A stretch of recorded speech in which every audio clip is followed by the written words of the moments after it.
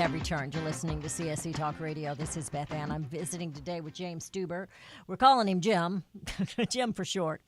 Thank you. I want to promote your book. We haven't done that. It's not really why we're here. We do want to sell his book, but mostly we want to sell America, made in America.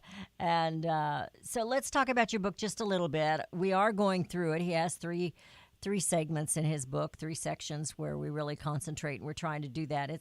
It's difficult to just get that done in 3 shows. And let's promote your book a little bit. I like it because it's hardbound. I'm a hardbound book lover. So. Well, this is the book I wish someone else had written, Beth. It really answers questions that I had, and I thought I was pretty well informed. I read the newspaper every day, but I have to admit that I really did not know 95% of what's in the book, and I just offer it out there as a resource to other Americans who were wondering, why is it that everything seems to be made somewhere else, and is that causing a problem? And if it is, what can we do about it? And that's how I divided the book up, and I go into some depth, and there's some really surprising things in here. It's a lively read, although it's a disconcerting read. When I look at the past, it's very disconcerting what we've done to ourselves, and especially to these communities across America who did not volunteer for this project and saw their lives ruined. And I look at what the future holds, and it's really more of the same. And these top-line, statistics about how well the economy is doing do not reflect most Americans' lives. No, they don't. But the happy ending is, that at the end of the book, I say, look, we have the power of the pocketbook. That's what I love about this. There's nothing we have to ask the government for either permission or support to do. And our listeners, at the end of this show can go out and just become label readers. But I do commend this book. I wrote it in a way that it's accessible to anyone. It's not written in an academic jargon. I tried. My mission was to dig into these statistics and then make it all understandable to the ordinary reader. To me, to the ordinary little brain, it has a little trouble with the big words. It is very easy to read. You've got graphs, you've got all kinds of things in here, and the beauty of it is, and I don't want to. I guess this is a spoiler alert. We are the answer. The American people are the answer to all the problems here in the United States. Yes, indeed. And we have stayed silent, and we need to stop staying silent, whether it's in our economy or in some of the other issues that we're dealing with day by day here. We need to stop being silent. Go ahead. And this is a question of not just silence, speaking, but acting. Absolutely. So, of course, we can encourage each other. But, the next thing we can do, we were talking about automobiles recently, and the biggest and best thing we can do is just take a little time and do some research and look at our favorite cars and find the ones that are being made here with a high percentage of U.S. content, even if they might have a foreign label on them. It's American workers who are making these cars and making their components. And that's the biggest thing we can do. I identified $600 billion of spending that we are sending to other countries that we could bring home and just balance trade, not stop importing, but just balance trade. And a third of that, 200 billion of that 600 billion, is in automobiles and parts. So that's we have the power to make that decision and not buy that Buick Envision that was made in China. It's very empowering. It makes you feel better about, well, maybe we could change something here. Well, and like I said, we had a special show, Red, White, and Blue Friday instead of Black Friday. Just don't go out and get in trouble. Beat the traffic and rude people in line and fighting everybody to get in. Maybe some people enjoy that. I've never enjoyed a good fight like that, but I prefer to stay home and be a little lazy. But I have several on my All-American Market page, and that are sponsoring the show through an affiliation. So, my listeners have to order in order for the show to get any money. So they do have to pay attention. But we've got numerous products, and I know you're working on a website, and you're going to have numerous products. And I'll tell you what, sometimes it's challenging to come up with them, unfortunately. Well, surprising. They are out there, though. Oh, yes, they are. It's trouble.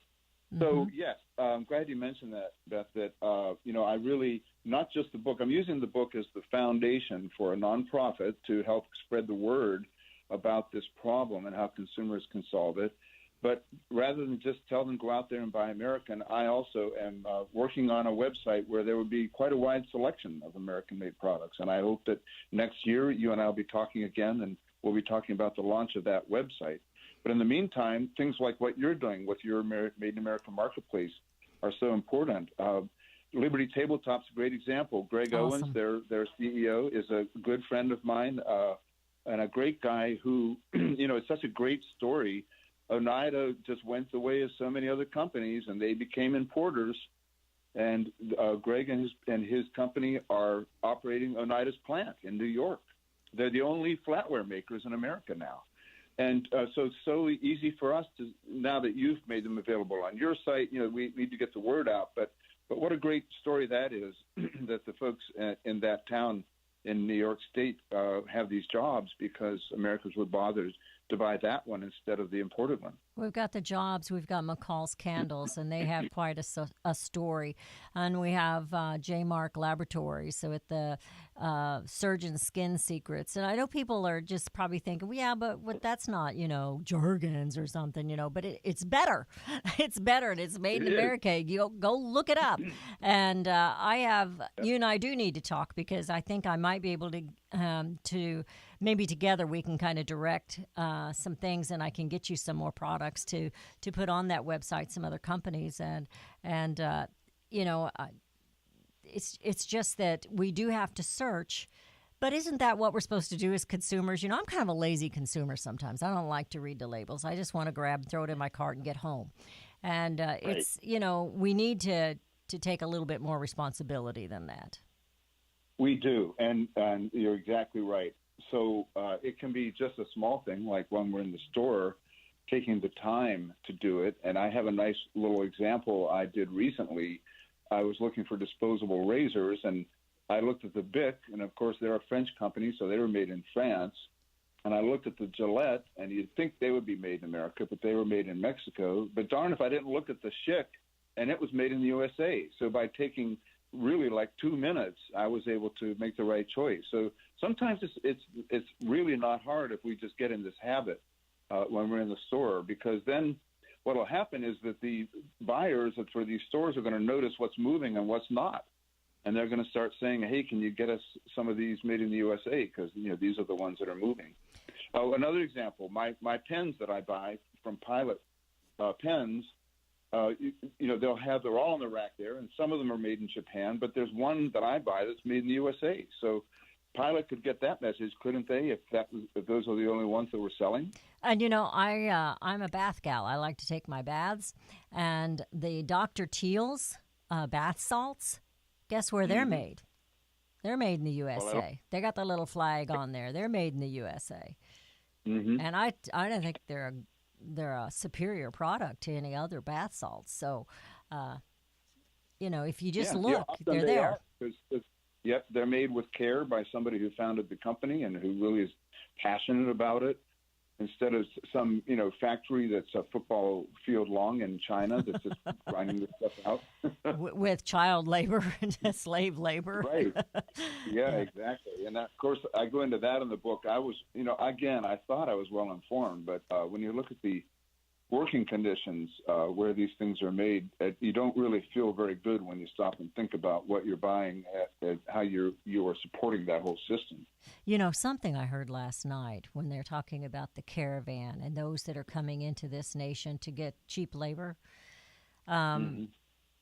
Somebody made the point last night, if everybody from Honduras is coming over here to get jobs here, what does that do to Honduras?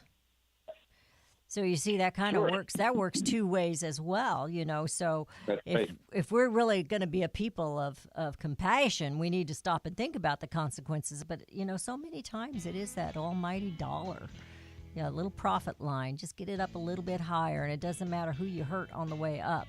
We're headed into another break. Your calls are welcome at 877-895-5410. I'll let you address that part when we come back, Greg. Jim, I didn't mean to leave you out there. 877-895-5410. You've been listening to CSC Talk Radio. I'm visiting today with James Stuber of What If Things Were Made in America Again? What do you think would happen if the consumer started taking a little bit more responsibility? You're listening to CSC Talk Radio, and Jim and Beth Ann are going to be right back.